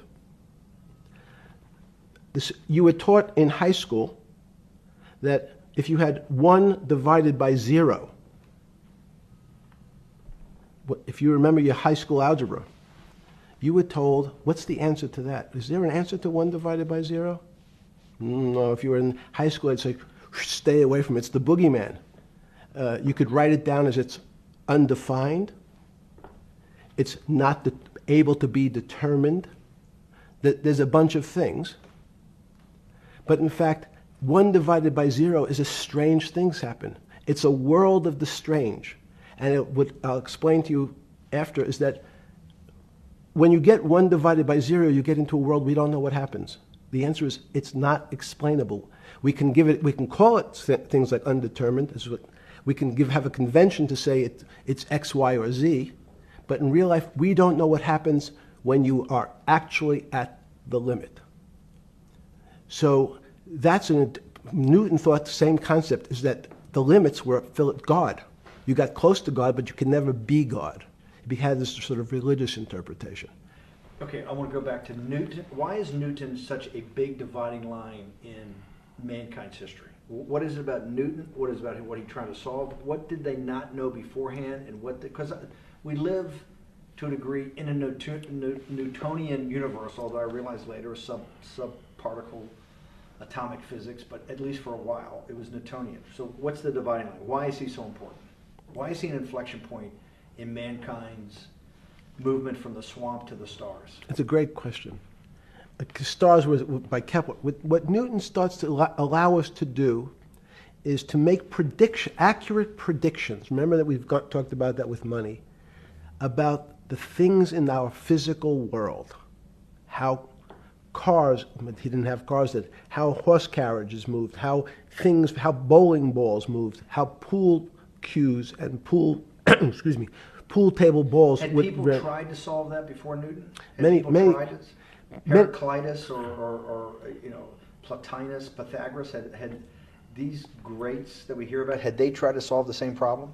Not the same problem. They tried to again, what Pythagoras does, he starts to figure out this relationships in triangles. For example, everyone knows the a squared plus b squared is equal to c squared. That Pythagorean theorem, which is basically says these shapes in a triangle, each side of the triangle has a fixed relationship with the other two sides. That's strange. He knew, again, but it was all numbers. This was a system of things in the physical world, and Pythagoras says we can start putting numbers on things that help you predict how they will behave. You can add two triangles and make a square, some different shapes. They were looking at geometric forms. Newton says, well, I want to know how planets move. I want to know how things around me move. Can we find formulas? Can I find formulas that explain what I see in the physical world, how physical things interact and how they describe one another? Again, the fact that two things, two solid masses, for some very strange, unknown reason, unknown today, attract one another, no matter what they are. People have seen the experiment. You hang something, two little metal balls from a string, and they move towards each other. In fact, they move towards each other was very specific. So when you drop the ball to the floor of this room, Newton says, in fact, the room came up a bit to meet the ball. The room moved. It's imperceptible. You can't really perceive that motion, but they attracted each other with certain ratios. So he started to be able to measure things in the physical world. And that was great advances. It also, now you wanted to move very quickly. Unfortunately, most people, especially in the 20th century, 19th century, said, well, like Newton, let's measure everything. Let's measure people's behavior. Let's measure their psychology. Let's measure their health. You go to we could have my blood test. Let's measure everything. We measure Wall Street. Their voting habits. Measure, measure, measure. Can we put a number on how much I care for my wife? Can I put a number on how I feel? And we tried, unfortunately, we try to mathematize the finer things in life, and then recognize that there's things that unfortunately just fall outside. Schrodinger wrote a very famous book about what is life. He was trying to figure out a way, can he describe the difference formulaically between things that are alive and things that are dead? The answer is no. The things that are alive in my world are miracles, not magic. Magic has a bad connotation, trying to hide things. You don't believe in the spirit or the soul? That's what animates people, is your spirit or your soul. That's No. Have you ever seen someone die? When they die, their spirit leaves. Their soul leaves, no question. So There's no question to you about no that. question. There's no question to you that there is some animating life force within us that leaves when you're dead. Yes, in fact, I refer to the soul. This obviously is certain. The questions in the past, even Because during people would normally think you were soulless. So, Thank you. But have you talk about you actually believe in it, and have done some thinking about it is pretty shocking in its own right, isn't it? Well, again, mathematics. Leibniz thought. So Newton was at Cambridge, and he was the head of the math department, right? He's a professor, Yes, essentially. yes.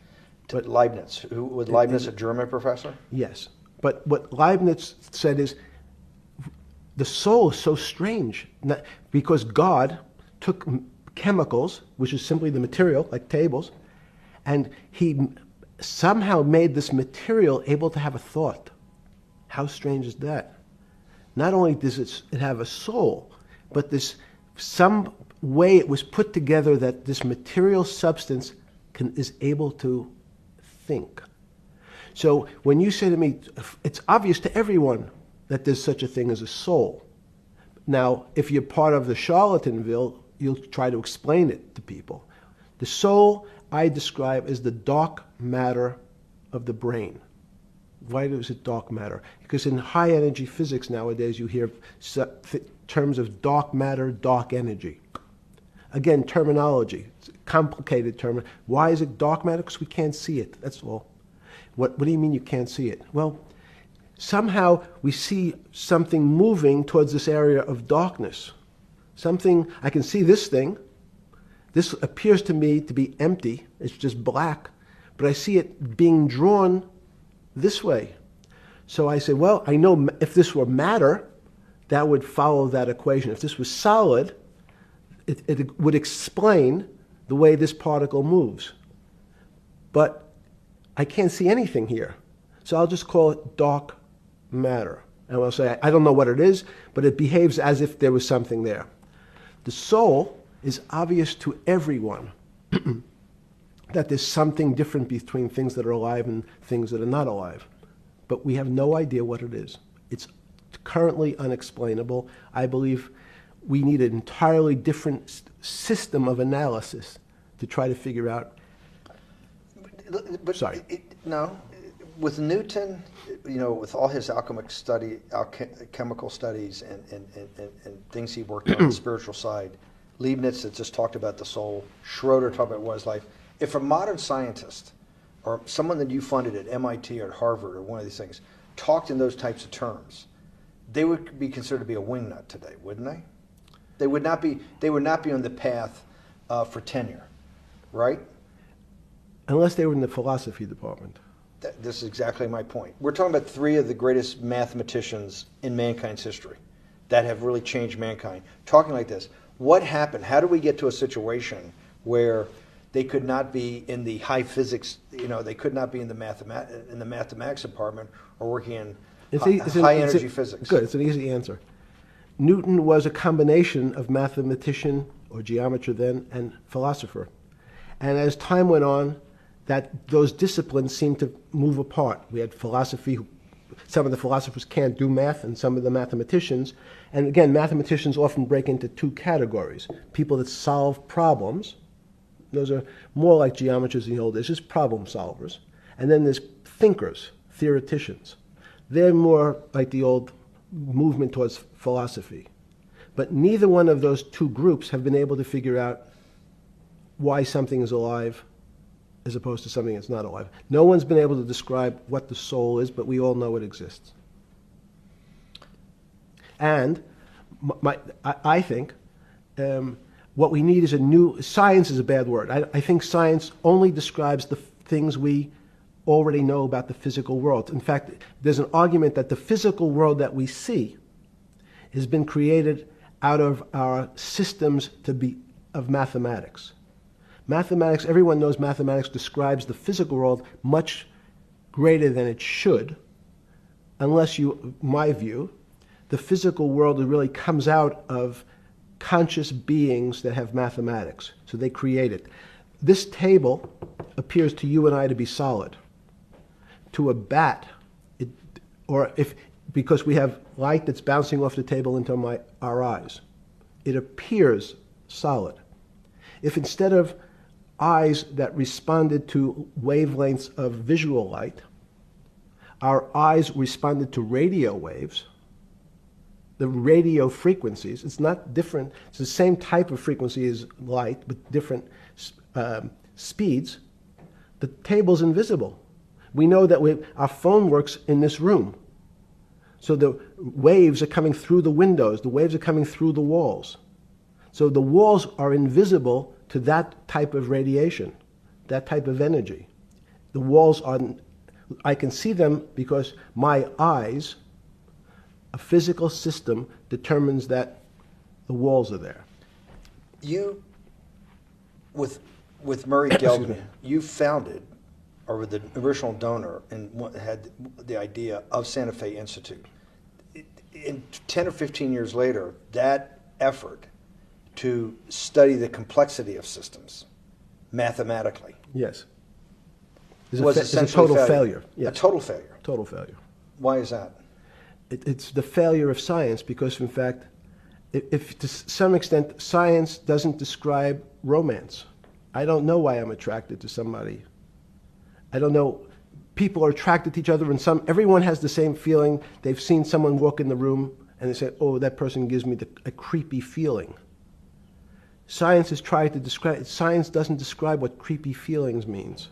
They just know it's a creepy feeling. I think women as I said the last time, have an intuitive sense. What is intuitive? They have intuition, they have feelings, and they're able to deal in the realm of things that men, especially men like myself, find unexplainable.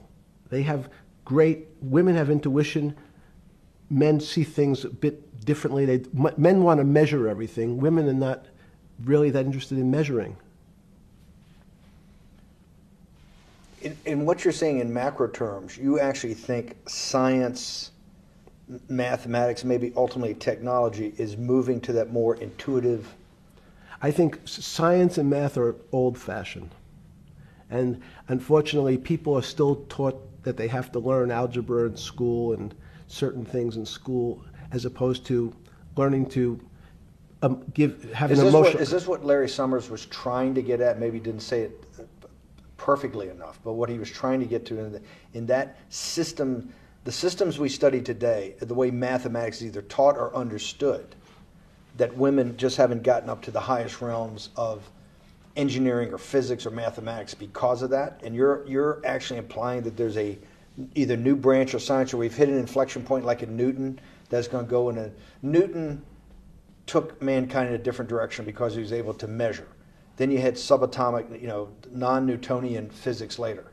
Are you saying that you think there's another developing field that's coming up that may take us, I don't know how many decades to get our hands around, but that's what's evolving out of this? Yes. Yeah. In fact, I think that mathematics, it's not the end of science. Every year someone says it's the end of, we can't discover everything. There's lots to discover with relationship to the physical world, but we know a lot already. In respect to the unexplainable world, we almost know nothing. Women, again, sense it. And instead of Larry Summers, I won't digress too much, but Howard Gardner early on said, there's not one form of intelligence. It's not mathematical intelligence. There's emotional intelligence. There's kinesthetic intelligence. There's this argument that I reject that black people are less intelligent than white people. It's not true. We know, for example, that if I was in the forest and I had to run from the lion or figure out a way not to be eaten, and my competition is a local African, I'm the one who's getting eaten because they have the intelligence to deal with their local environment. So it's just different. It's not better, it's not worse, but there's many differences amongst different types of people. And so people have different intelligences, and they excel in some intelligences usually, and less so in others. When did it come to, because the world of high finance is a world of pure reason, or is it a lot of emotion and gut checks and on trading desk and central banks when these decisions get made? Is it that high church, like the high church of science of high energy physics, or is it as much emotion that comes in as much as the mathematics and the reason? It's a great question. I think if you talk to really experienced and successful traders and you ask them how they know what's going on, they can't give you an answer. They don't know. They feel it. They can feel the way the market's moving. They can feel the way the stock's moving. And that these are not very well-defined terms. It's difficult to put in mathematics terms, how did I feel it? You could look back and make guesses what I was seeing. But great traders feel it and then act on their feelings. That's the difference. Many people feel it but are afraid because they want a mathematical justification before they take that next step. When you first got on the trading desk at Bear Stearns in the late 70s or mid 70s, were you shocked by how little actual understanding of mathematics that the traders comprehended? Yeah, well, again, we had a Texas Instrument calculator. Most stockbrokers, especially before 1975, if they were good stockbrokers, could add. That's about it. They could multiply. If you could multiply, you were already in the top 15% of stockbrokers. Stockbrokers simply meant there's a story. When I went to the first person, I had no money. And I said, how much money do you make a year? And he said, $400,000. I said, impossible. I'm making $10,000. That's probably more than your family had made in its entire Life. existence. Yes. And he makes it in a year. I said, what do you do? And he said, it's too complicated for you to understand, which is what the main thrust of Wall Street people, they want to tell you it's too complicated. Because if you understood that that person was simply, he had a brother-in-law, in fact, in this case, who ran the pension fund at General Motors. His brother-in-law would call him and say, buy 1,000 IBM. He'd hang up the phone, he'd write it out on a ticket and walk it to a window. That was his entire skill set. Hello, write what my brother-in-law says, walk it to a ticket window. Give me an example when you were on the trading desk in the early days of Bear Stearns of a time that you felt either complete uncertainty or you saw total panic, where something was happening that people couldn't foretell and that they were like in an airplane cockpit where it's going wrong. Walk us through that. In 1978, I think it was, across the news wires, there had been a collapse of the currency in Thailand. On the other side of the world, had no relationship to me. I wasn't sure where Thailand was. But the fact that a currency, a country's money, had all of a sudden dropped tremendously in value, affected the rest of the world's markets. And people panicked because they'd never seen that before. A very small part of a very complex system had a shock throughout the whole system. So prices on Park Avenue apartments, the bond markets, the stock markets, every started to gyrate. You know, there's an old mathematics expression that if a butterfly wings in Mexico make the wrong turn, it spins out, and eventually, by the time it gets to Canada, it turns into a tornado. So these are part of complex systems. So yeah, Wall Street in certain parts. Santa Fe Institute was supposed to actually come up with a formula for that, for the butterfly wings. Why in 15 years did you reach the end of at least that experiment? Every attempt to, that's why it's so exciting now, because I think certain people are starting to realize that there's so many things that are unexplainable that we have to think about them differently. Music is a great example. It's a common man's example. You know, when you hear a certain song, it makes you feel a certain way. How does it do that? We don't know. We can't mathematize it. And even that music, Steve, nowadays we compress music. When you have a violin, it's compressed onto your iPhone. So what does compression mean? I'm taking lots of information and I'm cutting it into lots of pieces and squishing it together. And when I squish it or compress it, I have to take out lots of pieces, but I say that they're not very important pieces. It's those pieces that we take out when we compress data, to me, are the most interesting parts of life. You just said a while ago, part of this new search for science may go back to when people were actually talking about a soul, and you said there's no doubt in your mind that there is a soul. Describe for me what you mean by that. What do you mean by soul? What do you mean soul different than the physical analog body that we're seeing on film right now? It's difficult to describe in words. I mean, I'm not a poet. Poems get a little closer to what that really means. But even the concept of what is life becomes complicated when you deal with plants and seeds. Is a seed alive? I don't know. Certain people would say, no, it's dead. When you're a banana, one of my favorite examples is the banana that's sitting on the countertop in your kitchen today.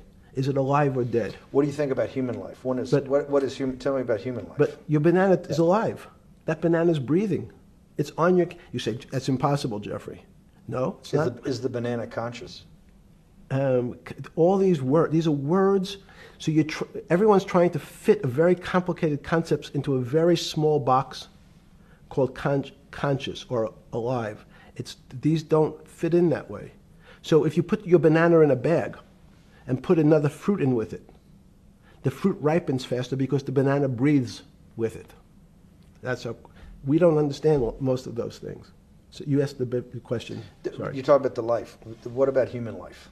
What about it? Tell me what do you think? What do you think human life is? It's a miracle. It's a miracle. And when I say miracle, I can't explain it, and I make no attempt to explain it at the moment. We don't know how to think about it. And anyone, and again, another one of the Feynman quotes when he was talking about quantum physics.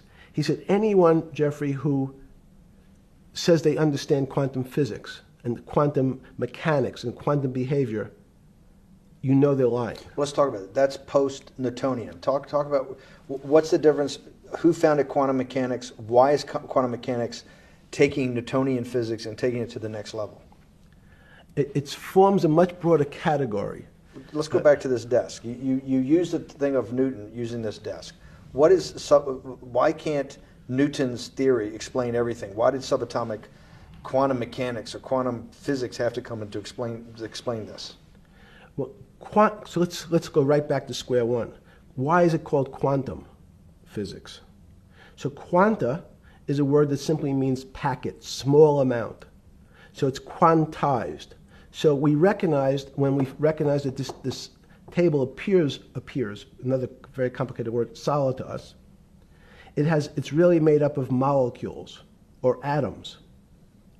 And atoms, we've given lots of names to what some of the behaviors. If you were in school, when you and I were in school in the 50s, the model was a little center thing in the middle, and an electron went around and around it. It was seen as a ball that went around and around it. And as we started to look at, say, well, let's see what this ball looks like. I want to be able to examine that little thing called an electron. We found that there was nothing there. There wasn't the thing. It was simply a cloud of energy that we can call an electron. So we already started to see mysterious things as we go into very super small quantities, quantum physics. So quantum physics started to go into the very small, and at very small distances, we see things that we can't explain. We just cannot explain. How am I doing on time? 4 minutes. Fine. And to summarize, no, sorry. Let's go back to human life. When do you think human life starts?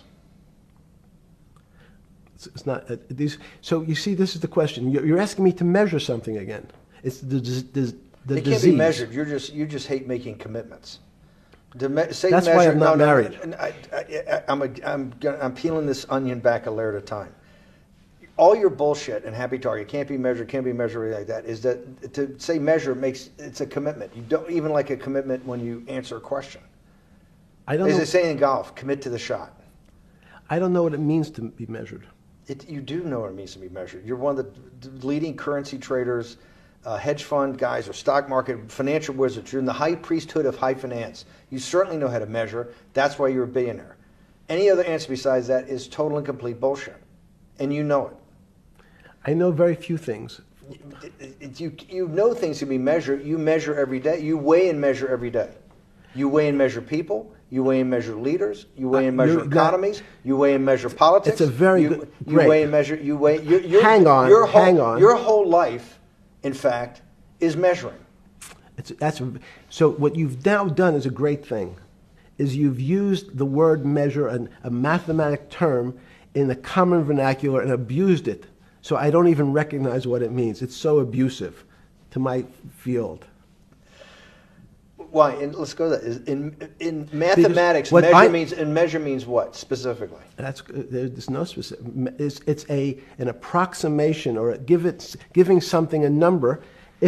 Einstein said, we're not asking you to go to the ninth decimal point. You didn't say that before. No, you're not going to the ninth. I don't even. What if I say measure how tall are you? You'd say in your case 6 foot. 6 feet. But is it 6 foot 1 inch?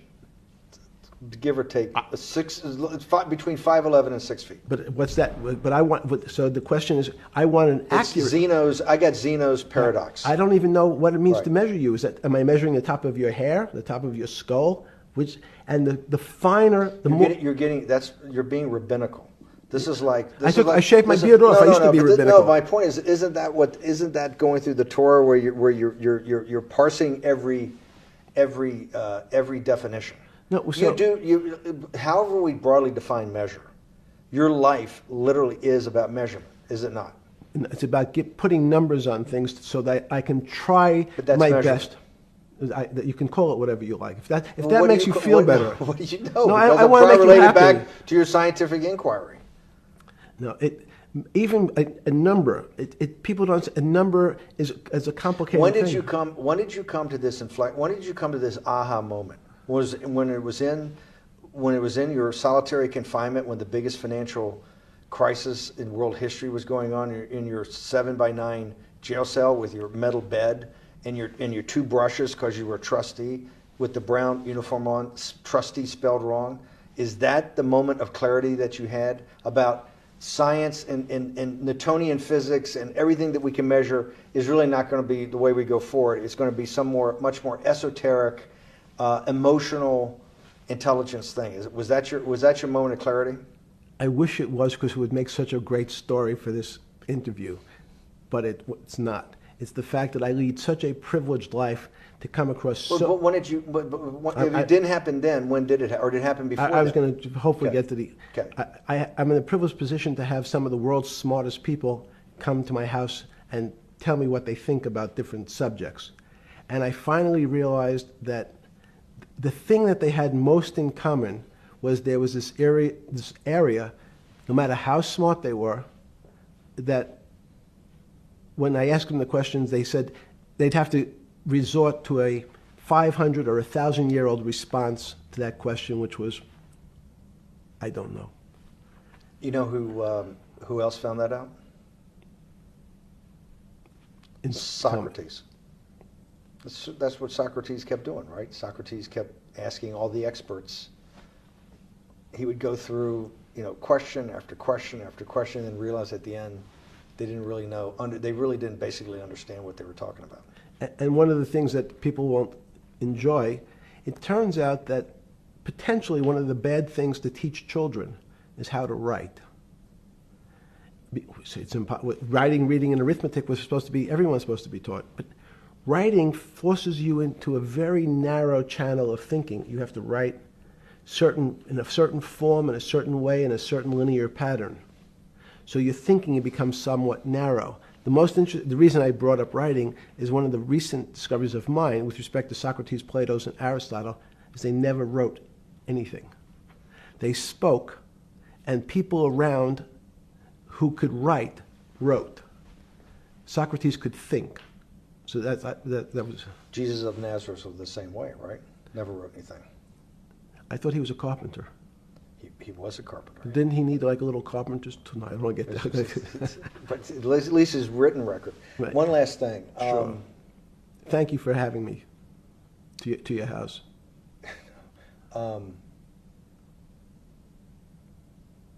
Vegetable juice. Let's go back. Look what vegetable juice does. When did that? The beginning of that. Was there any one aha moment in all these great thinkers? Did it happen before 2008? Was it after? That came up over, I know, many years. But when did you actually realize, hey, something new's got to be developed? Yeah, that's great. Is that because again, I'm privileged enough to have people around me who've given lots of philanthropic gifts to institutions of higher learning, and when I said the impact, how do you judge the impact of your giving? And we sat down and said, no really new ideas have come out. And I realized that, of course, it hasn't come out because we've been looking at using science and mathematics, and it's the wrong tool. It's obvious. Institutions that are set up and try to put forward knowledge and understanding and truth, should they take your money? Derek Bach at Harvard said, taking money for good causes is a good thing. So if Hitler took all the gold out of the teeth of the Jews and said, I want to give this to Heidelberg University to fund the Leibniz chairs so that I can study high energy physics, Derek Bach would say that was fine? Again, these questions are questions where good people on both sides, like your Charlottesville, could differ. I don't know the answer to these questions. So tell us the two. Give us the two answers. The one answer why it shouldn't be, and then the one answer. Derek Bach says, I'll essentially take cash from anybody because I got so many projects, so many good guys, and this is the way I'll do it. So I'm indifferent to where the cash comes from. Money's money. And if I got good guys, I'm the fiduciary that says these are good people and this is good research, okay? I'll take the cash from any source, including you. What's the other argument? Let me give you that. I know in my case, Is your money dirty money? if you live, I just asked a question. Is your money dirty money? no, it's not. So in fact, Why is it not dirty money? because I earned it, a heart. But you earned it. I earned it legally. We went back to this before. You earned Yes. it. You earned it, advising the worst people in the world, right? That do enormous bad things, and just to make more money. So instead of asking me the question, should you take the money? Because I think it's a legitimate question. Do you think it's a legitimate question? Yes, no Why? question. Because I think about, ethics is always a complicated subject, but I can tell you that with the money I gave to help try to eradicate polio in Pakistan and India, instead of asking me whether that money should be given to these children for vaccines, I think you might want to ask their mothers who received the vaccine, who know their child now won't get polio, and ask them if Epstein should have helped these people with their money. If we walked in, you're a mathematician. You're a mathematician. If we walked into that clinic where they're giving that money out to these people that are in the most dire straits of poverty and sickness, and told them that the money was coming from class 3 sexual predator? Tier 1. Was tier 1's the highest and worst? No, I'm the lowest. I'm the lowest. You're the lowest. Okay, tier 1, you're the lowest. But a criminal. Yes. That the money came from them. What percentage of people do you estimate? I understand you don't like probabilities. Do you estimate would say, I don't care, I want the money for my children? I would say everyone said, I want the money for my children. Did they know where the money came from? I think if you told them, if I told them the devil, 100%. the devil himself. The devil himself said, I'm going to exchange some dollars for your child's life. Do you think you're the devil himself? No, but I do have a good mirror. It's a serious question. Sorry. Do you think you're the devil himself? I don't know. Why would you say that? Because you have all the attributes. You're incredibly smart. You remember, the devil is Was somebody the devil knows smart? The devil's brilliant. You read Milton's Paradise Lost. No, the devil scares me. Satan is at the number 1 or 2 archangel, and the reason he goes to hell and leads the rebellion is because he can't be the top guy. And his thing is, I'd rather reign in hell than serve in heaven. I saw that in a movie once called American Dharma. I don't remember who said it. Okay, we have to go. Okay, good. Okay. That was good.